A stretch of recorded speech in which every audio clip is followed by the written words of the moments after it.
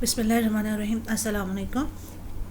ہم لوگ اپنے پریویس لیکچر میں ہم لوگوں نے چیپٹر نمبر 11 ہسٹری کا اسٹارٹ کیا تھا، two nation, the concept of two nation states, جس میں ہم لوگ ان کنسیپٹس کو اور ان محرکات کو ڈسکس کر رہے تھے جو دو قومی نظریے کی وجہ بنی، یعنی کہ وہ کون سی وجوہات تھی، وہ کون سے سرکمسٹانسز تھے جو بر صغیر کی تقسیم کی جو ہے اور پاکستان کی آزادی کی وجہ بنی. ان جو کانسیپٹس ہیں ان کو ڈسکس کرتے ہوئے ہم نیکسٹ اپنی ریڈنگ جو ہے وہ اسٹارٹ کر رہے ہیں.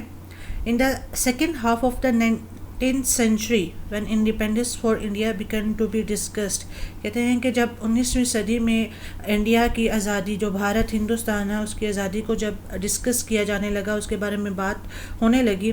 many of the leaders agree with the British that when eventually it was free, India would be a single country.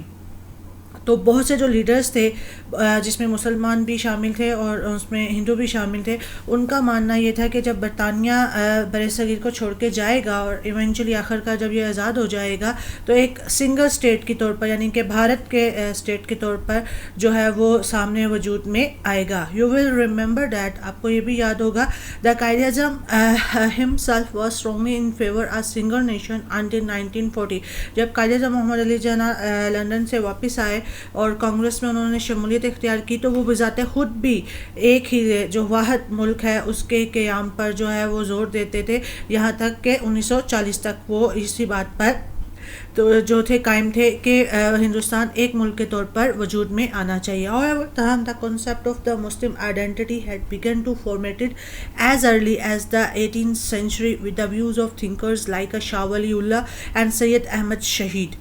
The political and social development in the subcontinent had influenced their thinking. لیکن کیا ہوا کہ جو مسلمانوں کی شناخت کا جو تھا، کیونکہ مسلمانوں کی اپنی ایک آئیڈینٹی، اپنی ایک شناخت تھی، اور جن کو بہت سے تھنکرز، بہت سے اسکالر، جیسے کہ ہمارے مذہبی اسکالر شاہ ولی اللہ تھے، سید احمد شہید بریولی تھے، ان سب نے جو ہے وہ بہت زیادہ سوچ و بچار کے بعد یہ جو ہے مسلمانوں کی آئیڈینٹی کا سوال اٹھایا.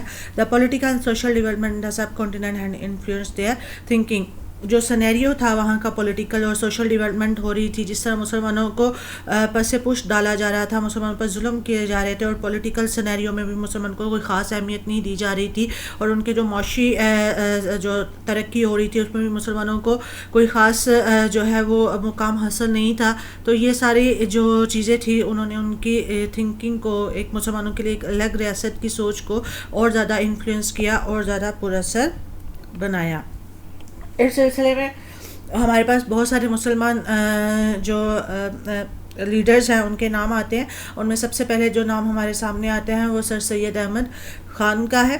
In the 19th century, however, one of the most influential Muslim figures was Sir سید احمد خان. 19ویں صدی میں جو بہت پر اثر نام تھا مسلمانوں کے لیڈرز میں وہ سر سید احمد خان کا تھا. He was a brilliant man. وہ ایک شاندار انسان تھے. Who did much to resolve the differences between the British and the Muslim after the War of Independence.